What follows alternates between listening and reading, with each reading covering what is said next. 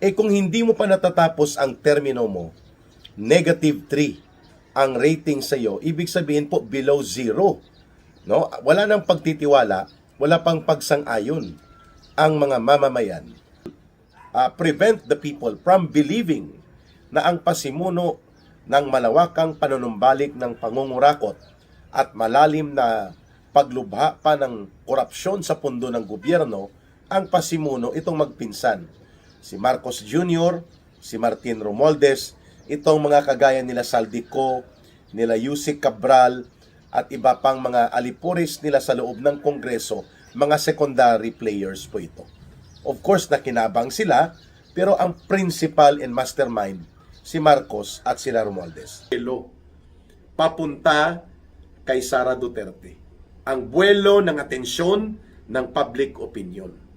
Yan ang totoong layunin kung bakit magkakasabay itong peke, bogus na evil society group na nag-file ng plunder case na rehash. Walang pinagkaiba sa bogus at bulok nilang ginamit na estilo sa impeachment complaint. The same na mga materials, the same na aligasyon na sinagot na ng 3 beses sa magkakasunod na malinaw na report and evaluation ng Commission on Audit na walang anomalya, na nasasangkot ang Vice President na opisina at ang kanyang pagiging DepEd Secretary. And yet, ito pa rin ang ginamit. At sa Ombudsman naman, ang taktika nila ngayon. At sinabayan nitong Madriaga Chismis na isang kwento na kung titingnan mo from the very start hanggang sa mga dulo, ang script ay niritoke na Bicoy script, na Picoy ni The Big Joke Trillanes at ni Ronald Lamas.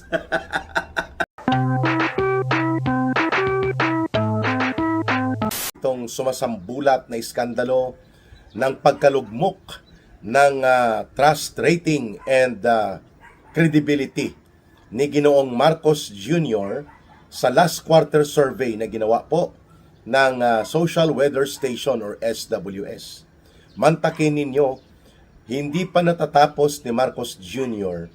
ang halos kalagitnaan ng kanyang termino bilang presidente in his 6-year term na election noong 2022. Lugmok po sa -3 ang kanyang trust and approval rating.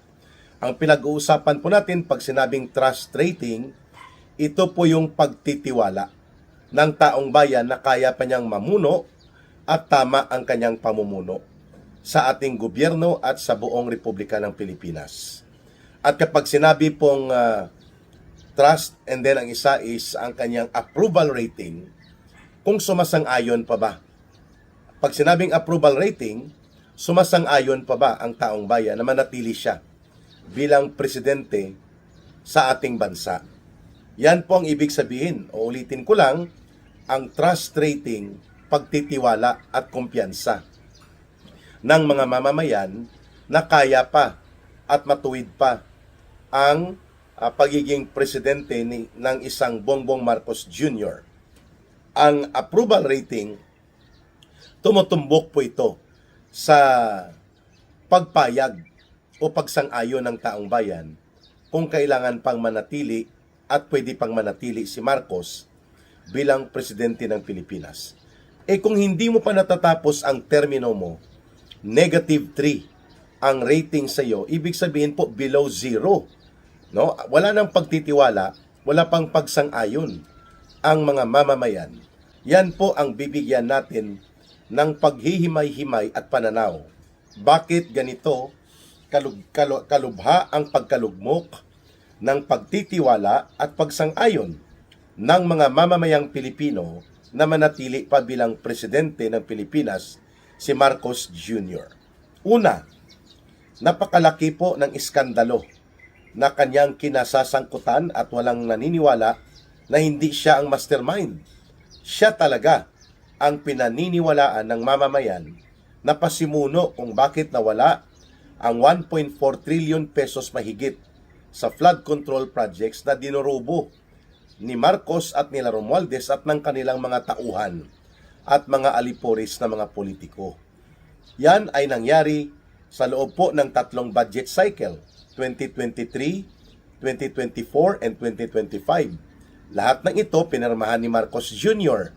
Pinalusot, even ang sinasabi na mayroong 470 billion pesos na nidiskubre na mga insertions ng mga kongresista, at ito ay hindi dapat pinalusot sapagkat wala ito sa National Expenditures Program, pinirmahan pa rin niya.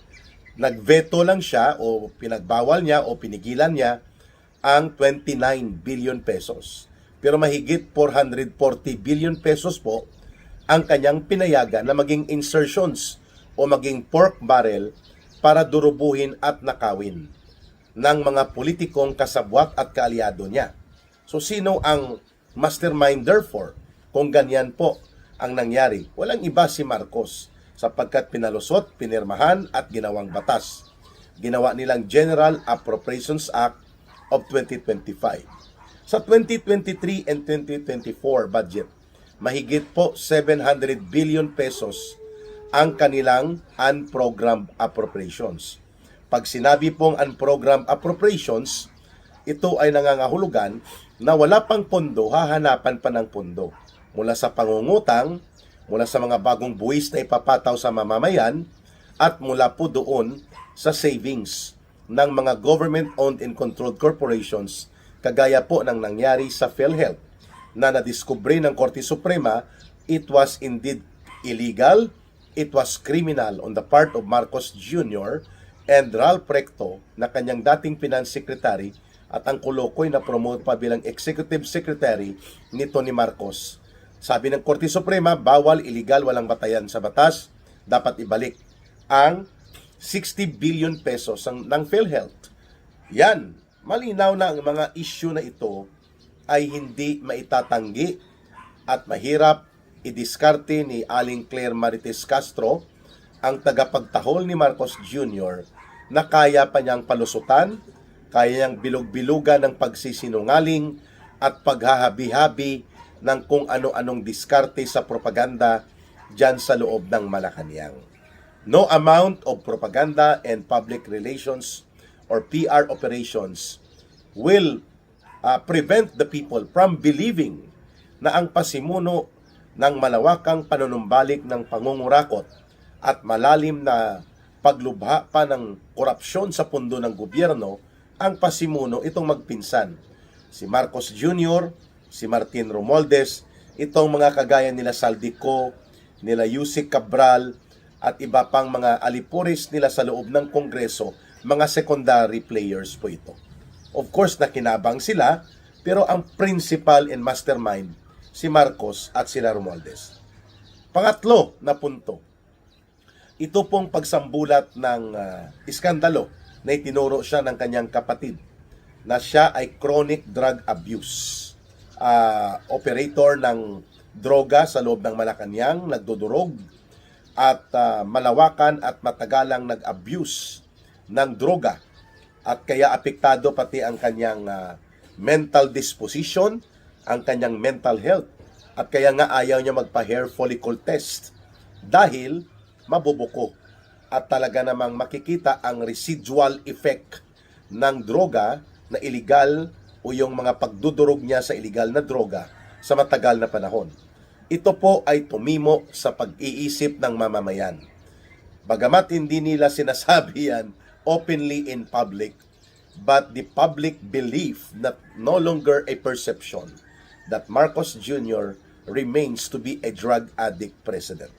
So nakakahiya, nakakaiskandalo po yan, lalo pa na ang nagbubulgar at nagbubunyag ng kanilang mga sikreto kung paano na-involved si Marcos sa illegal na droga, ang kanyang asawa, ang kanyang mga anak, ay mismong kapatid niya. Isang senadora at isang kinikilalang political figure and political head sa pamilya nila bago maging presidente si Marcos Jr.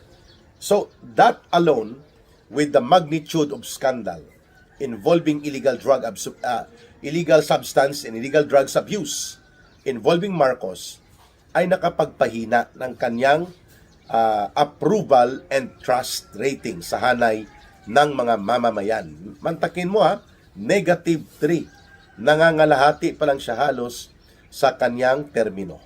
Pang-apat na punto, itong pagpapasabog ni Saldico ng kanilang mga sindikato na operations kung saan ibinunyag ni Saldico na hindi lamang si Ginoong Marcos po ang nasasangkot kung ang pag-uusapan ay pagsindikato sa pundo ng gobyerno. Ang kanyang asawa na si Lisa Araneta Marcos, ang kanilang mga anak, lalo na itong si Sandro Marcos, ay involved sa malawakang mga agricultural manipulation of imports sa bigas, sa mga poultry products, and even sa sugar o sa asukal. At pati na ang pangingialam sa sindikato na operations ng Bureau of Customs. At ito ay hindi po kinontra ng asawa ni Marcos at ng kanyang bayaw na si Martin Araneta. The projections of involvement ng buong pamilya ni Marcos sa cartel-like, parang isang malaking pamilyang cartel o mafia, ang ginagawa ng pamilya ni Ginoong Marcos ay nagpadagdag po sa pagkawala ng pagtitiwala at pagsang-ayon ng mga Pilipino na manatili pa si Marcos sa pagiging presidente. Yan po ang mga dahilan. At syempre, hindi po matatawaran na ang kanyang maruming laro at maniobra sa politika, ang kanilang demolition attack laban sa kay Vice President Sara Duterte, na ginagawa nila ang lahat ng pagtapon ng uri ng putik, intriga at mga malisyusong atake sa propaganda. Ginamit pa niya ang CPP, NPA, NDF na mga urban operatives kasama si Martin Romualdez. Nagbuo sila ng tactical alliance sa kinasusuklaman ng mayoriya ng mamamayang Pilipino at itinatakwil itong grupo ng komunistang teroristang CPP, NPA, NDF, mga urban operatives. Ginamit nila, pinunduhan nila ito upang maging attack dogs o tagapag-atake laban kay Vice President Sara Duterte at kay former President Rodrigo Duterte.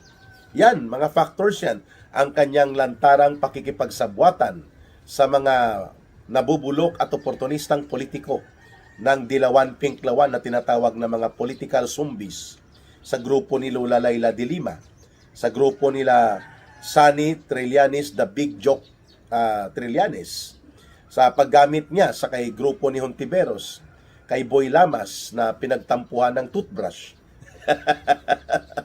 Itong mga personalidad na ito, nabisto ng taong bayan na itong pinupunduhan ni Marcos at nila Romualdez.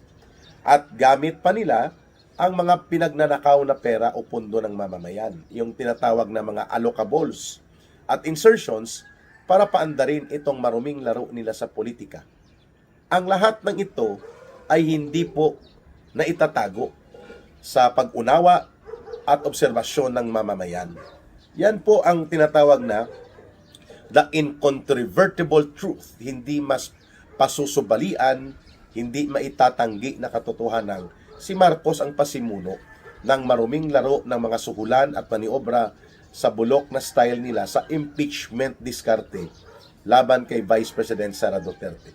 Ang pinakamalala na ikinagalit ng taong bayan kay Marcos, isa ito maliban dito sa the crime of the century, itong 1.4 trillion pesos flood control na dinambong at dinurubo ng sindikato nila Marcos at Romualdez, ang malubhang pagtataksil at pagtatraidor ni Marcos kay Pangulong Rodrigo Duterte, ang pagpapatapon, pagpapakulong ng iligal at walang humanitarian consideration na may edad na, may sakit na, matanda na itong si Pangulong Duterte, at kahit papano ay tinulungan ng pamilya nila na makabalik sa politika at sila ay pinayagan na maipalibing ang kanilang ama na tinatawag na diktador at pasistang leader noon sa panahon ng martial law at pinagmula ng pandarambong the greatest robbery sa gobyernong nangyari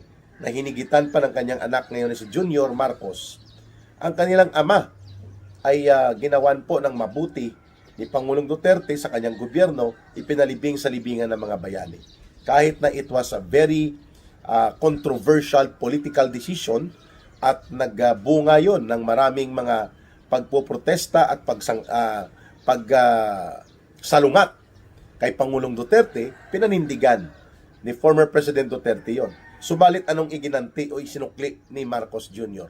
Buong kataksilan na siya ay gumamit ng ICC. Ang ICC or International Criminal Court ay bogus. Since March 2019, wala na po tayong anumang natitira pa na treaty obligation sa ICC.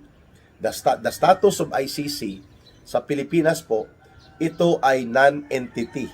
Sapagkat lumabas na tayo sa ICC, hindi na po tayo sakop ng Rome Statute na siyang bumubuo sa ICC. And so therefore, sa pagpapaliwanag na simple at payak, ang ICC ay bogus. In as far as Philippine authority, Philippine sovereignty and independence of our country, and our internal matters pertaining to questions of justice and legal procedures, wala na pong pakialam dapat ang ICC sa atin. Subalit anong ginawa ni Marcos Jr.? Kanya pong ipinadukot si Pangulong Duterte, ginamit niya ang mga bulldogs niya kagaya kay Nicolas Torre, at ang mga pulis at mga military ay kanyang hindi naniniwala na sinuhulan upang gamitin ang malakas na puwersa ng gobyerno at bitbitin si Pangulong Duterte ng sapilitan at ipatapon sa Netherlands at ipakulong ng hindi makatao at hanggang ngayon nakakulong pa doon sa bogus at parang sindikato na International Criminal Court. Ang kataksilan na ito, ang malagim na pagtatraidor ni Marcos kay Pangulong Rodrigo Duterte, who remains to be a very popular and very charismatic leader among the majority of the Filipino people, nakapag-contribute po ito, nakapagdagdag ito sa lubusang pagbagsak ng approval and trust rating ni Bongbong Marcos Jr. At ang pinakahuli na mga aspeto ng pagkakaroon ng lugmok na gobyerno niya ay ang pagbagsak ng kabuhayan at ekonomiya ng buong bansa.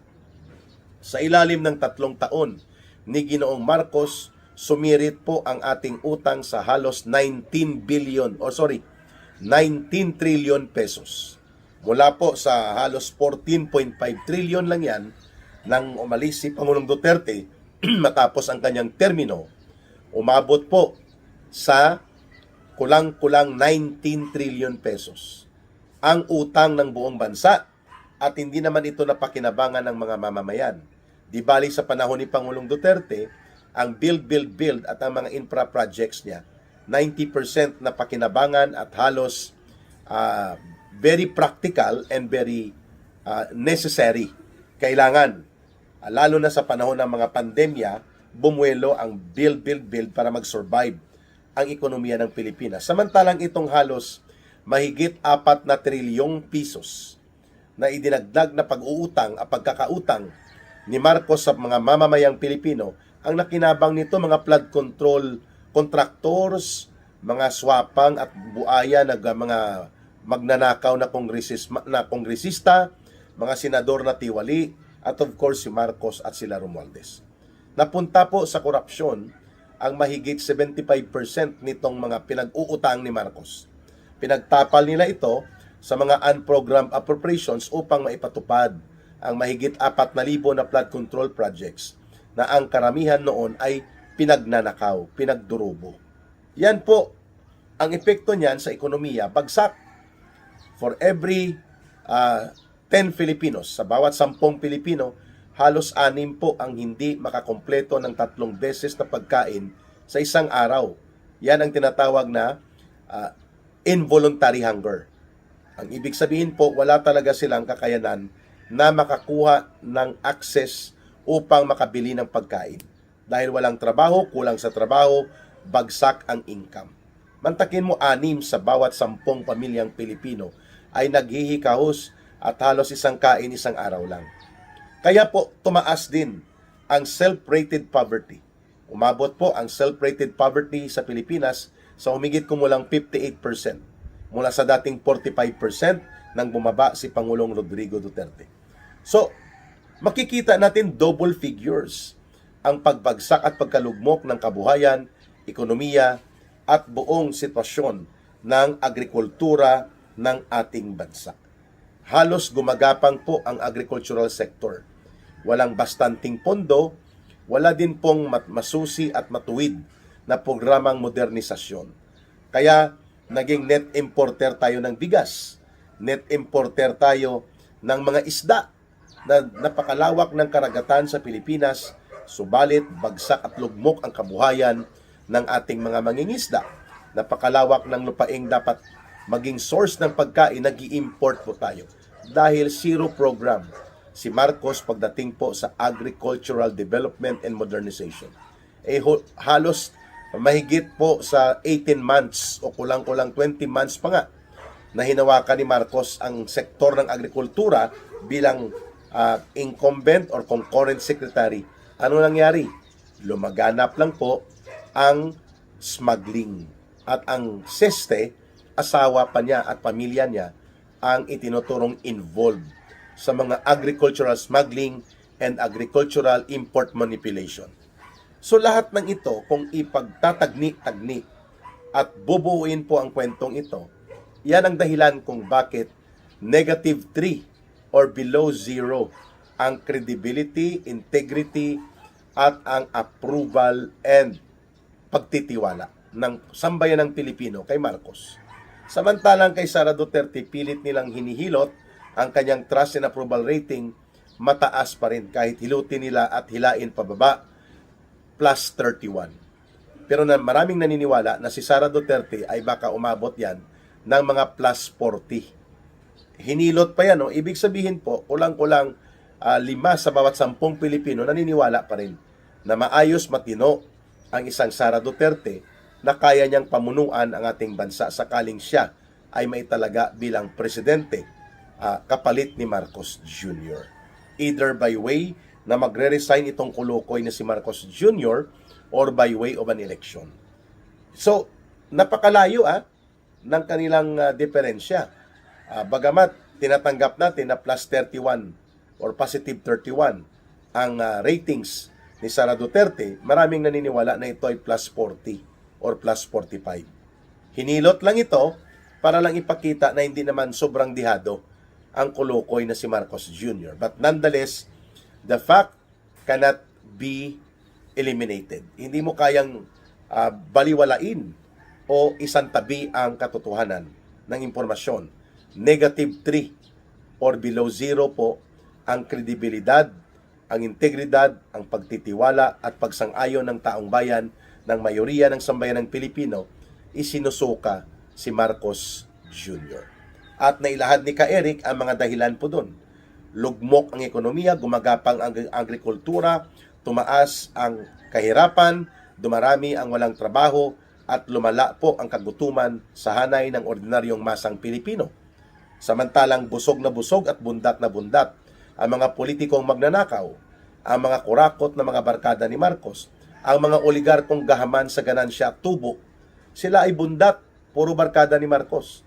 Pero ang ordinaryong mga mamayang Pilipino, magsasaka, magbubukid, manggagawang bukid, katutubong pamayanan, mga mangingisdang maliliit, at pati na po ang maralitang lungsod, mga manggagawa, at ang mga maraming masa na ordinaryong nabubuhay sa isang kahig, isang tuka, sila po ay patuloy na nalulugmok at nalulunod sa kumunoy ng kahirapan. Habang nakikita nila at kanilang nararamdaman na ang pagnanakaw sa kaban at pundo ng bayan ay tuloy-tuloy, malaganap, malawak at malubha. At nakikita din nila na ang kaban ng bayan, ang resources ng ating buong lipunan, iilang pamilya lang rin ang nakikinabang kasama ang mga barkada ni Marcos. At walang inatupag si Marcos kundi puro laro sa apoy ng maruming politika. Puro pag-atake kay Pangulong Duterte, pag-atake kay Vice President Sara Duterte. All of this nonsense na ginawa ni Marcos ay nagpahila at nagpabagsak sa kanyang approval and trust rating. Wala nang ibang dahilan kundi siya mismo ay nag-self-destruct. Pag-uusapan natin yan sa susunod pang mga video analysis at video talakayan with Ka-Eric kung paano nag-self-destruct at nagkaroon ng self-inflicted social political damage into the Marcos administration ang sindikato na uri ng panggobyerno ni Marcos at Nila Romualdez. Papaliwanag, itong taktikang dumog o yung taktika na kaliwat ka ng atake ng demolition job laban kay Vice President Sara Duterte. In particular, and sa mga Duterte political groups and Duterte allies in general.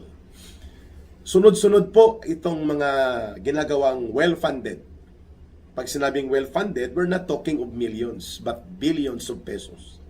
Na total demolition attack muli na nagsimula kahapon laban kay Vice President Sara Duterte. Magkasabay po na inilunsad ng mga grupong bayaran na tinatawag nating political mercenary operators and demolition job executors. Mga grupo po ito na dati nang ginagamit ni Marcos at nila Romualdez para magkaroon ng pampolitikang kaguluhan. Ito po yung mga grupo, ang isang bloke o isang faction ay ang CPP, NPA, NDF na mga urban operatives. Ito yung mga party list groups nila, mga kunwari, mga human rights and activist organizations daw. Pero actually, mga front organizations for urban operations and infiltration ng communist terrorist group na CPP, NPA, NDF. Yan po ang mga grupo ng Bayan, Bayan Muna, Anak Pawis, KMU, Gabriela Kabataan Party, among others. ACT Teachers. Yan ay mga urban operatives ng CPP, NPA, NDF. Ang isang faksyon, ito po ang tinatawag na hilaw na mga komunista. Pag sinabing hilaw na komunista, hindi sila CPP, NPA, NDF, pero gusto din po nilang pabagsakin ng gobyerno, wala pa silang NPA ngayon. Wala pa silang armadong grupo. Ito ang grupo ni Hontiveros at ni Ronald Lamas, no? Ang kanyang BFF ni Hontiveros. Si Boy Tartar na hindi marunong mag-toothbrush. Itong si Ronald Lamas, no? Grupo ng mga hilaw na komunista po ito. Wala silang NPA, pero nag-aasta din silang mga komunista. At ang tawag sa grupo nila, Akbayan.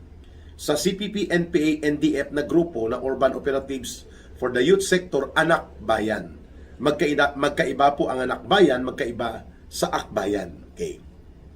Si Boy Ngiwi, gumagano na ang bunganga o ang mukha, ngunit puro pa rin katarantaduhan ang mga pinagpapropaganda na Akbayan representative kasama po dito sa mga hilaw na komunista.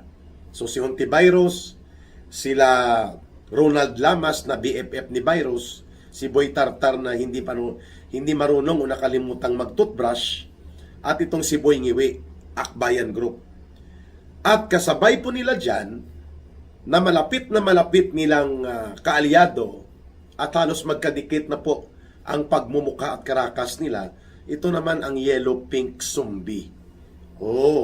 Ang Yellow Pink Zombie Group kay Lula Leila de Lima, kay The Big Joke Trillanes, at ang mga kagrupo po nila na mga nasa simbahan, kunwari.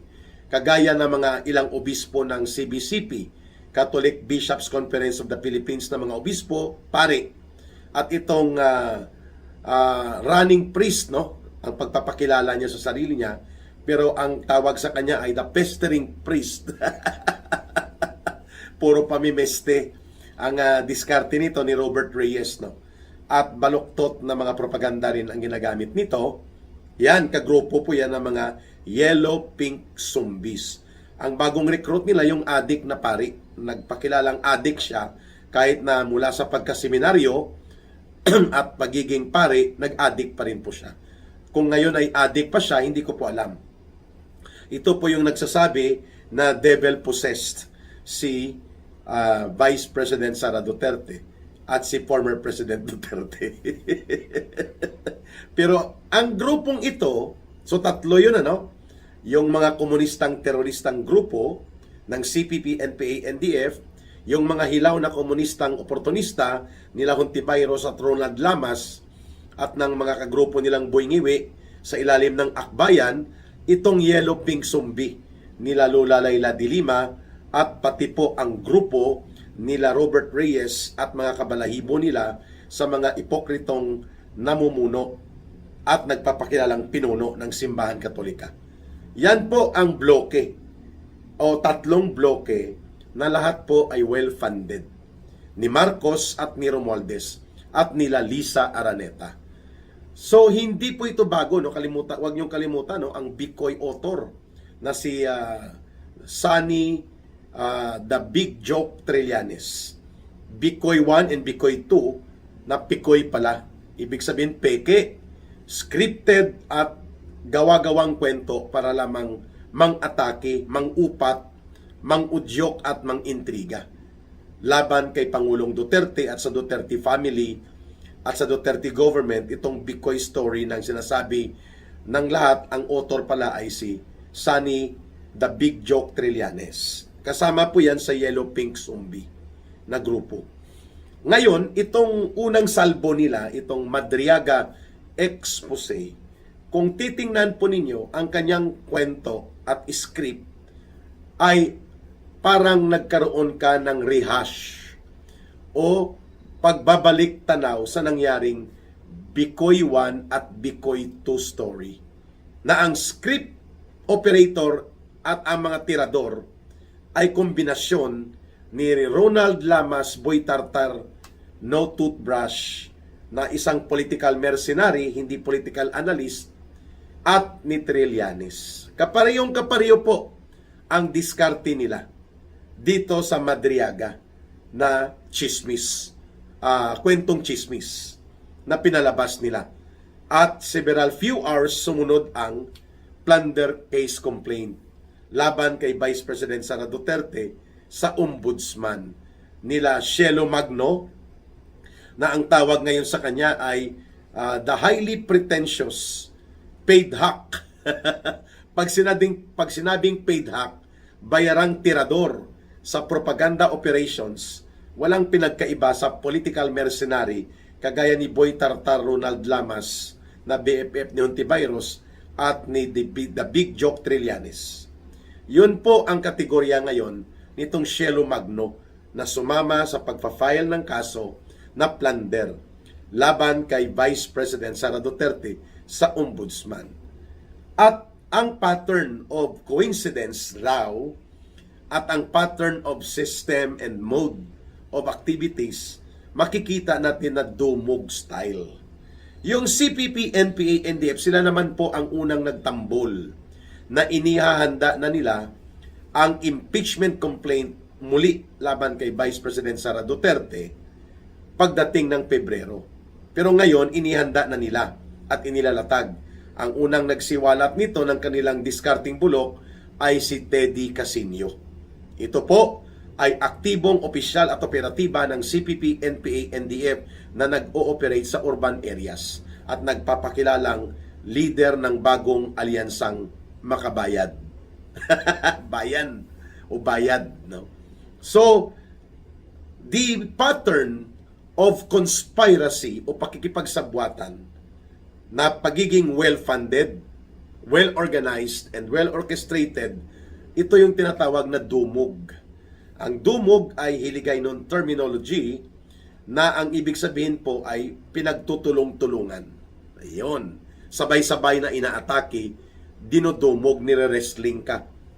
Ang equivalent terminology niyan sa Mindanao, sa mga Bangsamoro communities, pintakasi, pinagtutulong-tulungan, pinagkaisahan. So there is a very clear resurgence of another dumog pintakasi style of political attack and demolition job against Vice President Sara Duterte. Sapagkat hindi na po makabangon. Knockout, kulang na lang po ng final knockout ang imahe at kredibilidad ni Marcos pagdating po sa confidence and trust of the people. Kung ang pag-uusapan po ay ang administrasyong Marcos Romualdez, bulok na bulok po ito.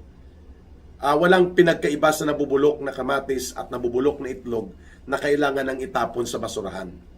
Dahil po sa pagsabog at pagsambulat ng iskandalo ng 1.4 trillion pesos na flood control projects na dinambong at kinurakot at kinulimbat nila. At walang ibang nagtuturo nito ngayon kundi ang mga criminal conspirators and operators nila like Ginoong Saldico. Dinitalye na niya ang kanyang revelations and testimonies sa series of video installments na kanyang inilabas. Very detailed, very pointedly sharp. Ganon din po ang mag-asawang Diskaya na pinatahimik na sila halos, kinasuhan at tinipit na sa kanilang naunang sinumpaang salaysay. Si Yusek Bernardo, si Alcantara, at pati po itong si Sergeant Gutesa. So everything now in the aspect of exposing and revealing ang pagkakasangkot ni Marcos at Romualdez bilang mastermind ay lantad na. Kaya kailangan niyang magsagawa ng mga cover-up and manipulation to survive politically yung namumuong galit at napipintong paniningil ng taong bayan. Matter of time.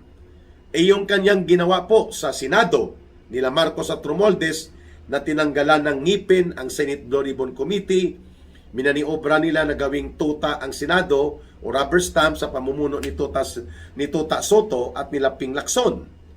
Hindi rin po umubra na ibulgar din ito sa taong bayan na cover up lang ang ginagawa sa Senate Blue Ribbon Committee matapos tinanggal po si Senator Marcoleta at matapos po na nagkaroon ng realignment of so-called majority senators na lahat po ay nahila at minaniobra nila Marcos na maging minority na lang ang Duterte-aligned senators. Kaya maging rubber stamp na ang kalalabasan ng Senado at tatanggalin pa nila si Bato de la Rosa at si Bongo sa pamamagitan ng pagtataksil at pakikipagsabwatan sa ICC. Kagaya ng ginawa nilang pagpapadukot at iligal na pagpapakulong kay Rodrigo Duterte sa ICC sa Netherlands. So, yan po ay lahat na expose na. Ngayon, sinubukan ni Marcos na magkunwaring knight in shining armor sa pamamagitan po ng paggamit niya nitong taktika ng ICI o yung sinasabi niyang Independent Commission for Infrastructure. Subalit, paano ito maging independent kung ang kanyang diskartidor na operatiba sa DPWH na si Vince Dizon ang nagkakaray-karay at nagkukumpas kung ano at sino at paano ang pag-imbestiga? Si Marcos ang may hawak kay Vince Dizon. Kaya nga inilagay niya ito na DPWH Secretary matapos na bumaho at nailantad ang sindikato nila ni Bunuan na dating DPWH Secretary na ngayon ay pinatakas at pinatago na rin nila, pinaiskapo sa Estados Unidos. So paano maging independent ang ICI kung karay-karay at bit-bit-bit-bit yan ni Vince Dizon at siya ang nagtatakda saan pupunta, anong gagawin? Di ba? At kaya nga maaga pa, inabswelto na nila si Sandro Marcos. Inabswelto na nila si Martin Romualdez, bagamat malinaw at umaalingasaw ang iskandalo ng pangungurakot na nasasangkutan nila sa mga insertions, mga pangangatay at pangiistapa sa budget, mga kababayan. So therefore, ang pagiging knight in shining armor ni Marcos Jr. at arti-artiyan sa paghahabol ng kaso laban sa mga Diskaya, laban kay Saldico at iba pang mga secondary players nila na mga dapat gamitin sila as sacrificial lamb, pati ang pagpapalayas niya kay Bersamin at kay Pangandaman, effect upang pakalmahin po ang katotohanang sumasabog sa pag-iisip at paningin ng taong bayan. That the crime of the century known to be the 1.4 trillion pesos broad daylight robbery and plunder na magkasabay na ginawa systematically under Marcos government ay walang ibang pasimunong pinunong salaring kriminal na nag-orchestrate at nag-systematize nito si Marcos at si Romualdez.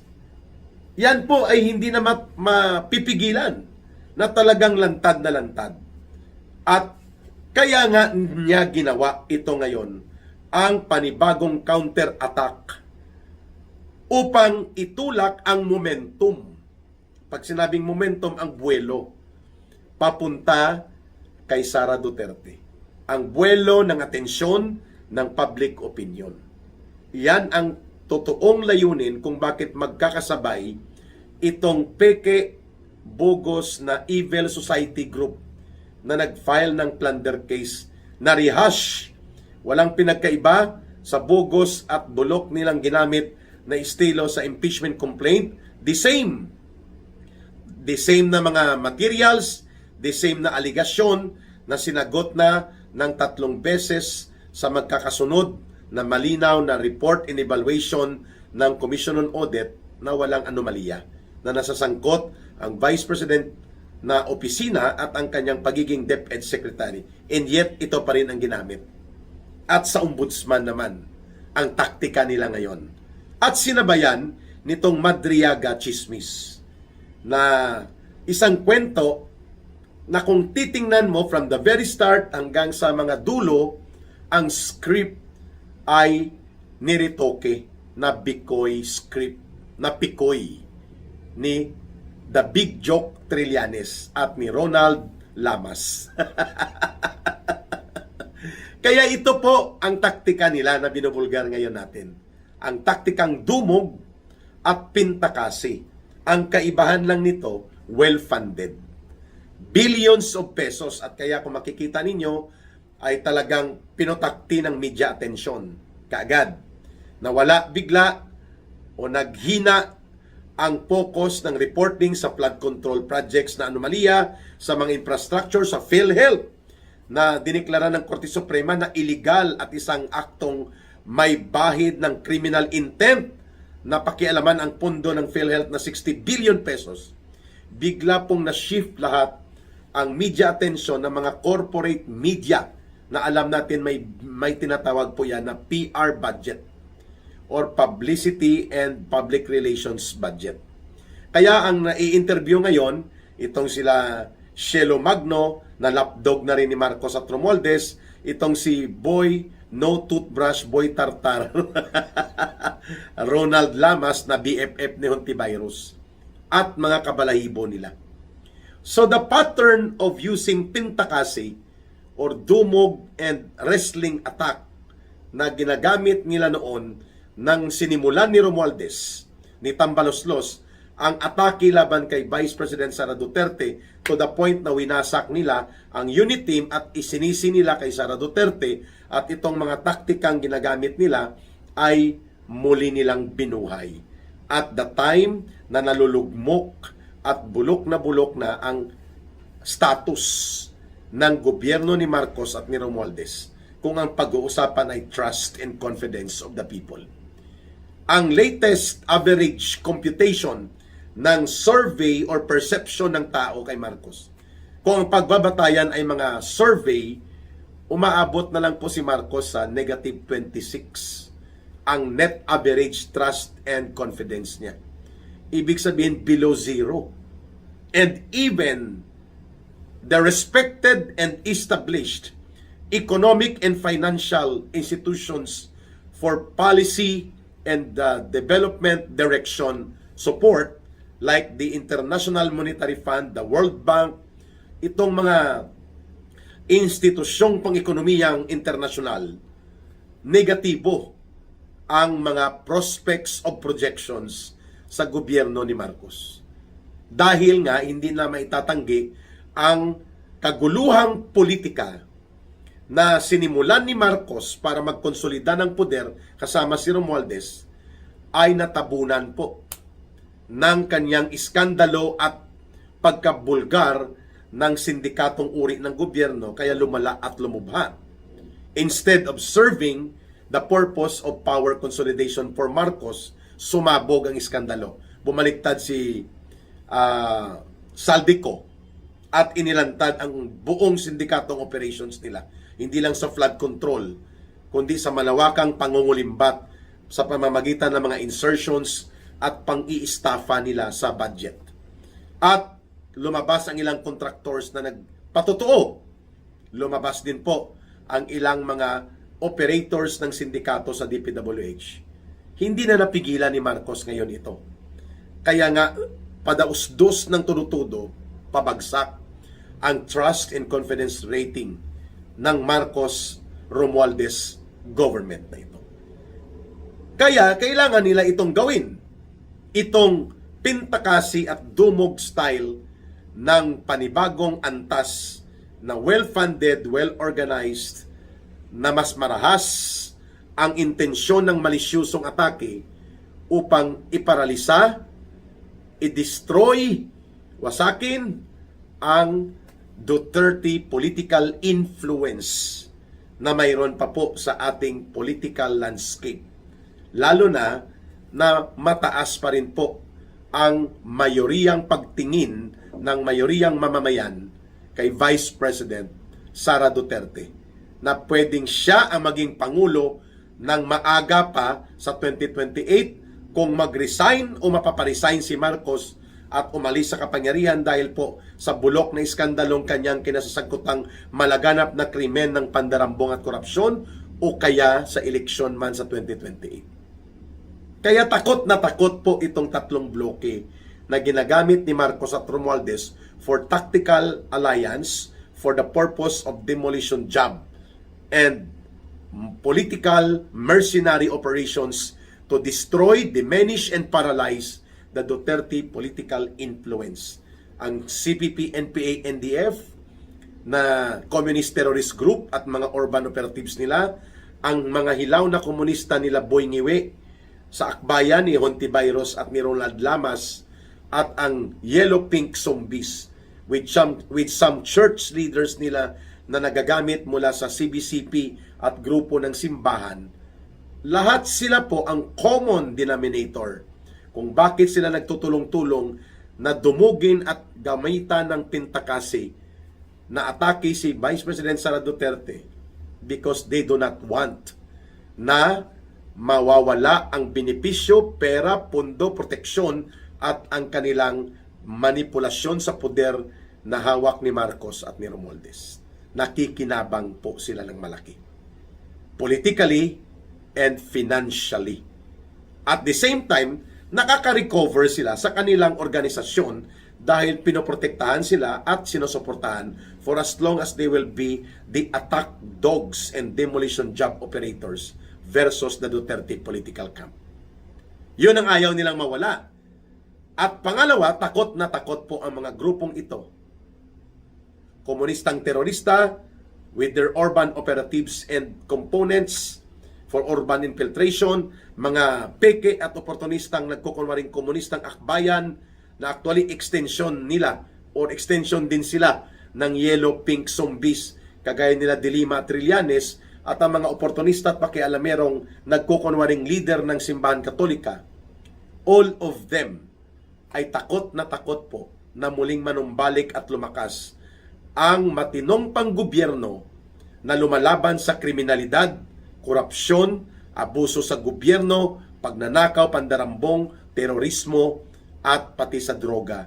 Including po ang mga oligarkong gahaman, negosyanteng mga ganid na ginagamit ang gobyerno para pagkakitaan ang mga pundo, resources at kayamanan ng ating bansa. Takot na takot sila na may ganyang uri ng gobyerno na kayang manindigan para itulak ang totoong good governance and real agenda for the people.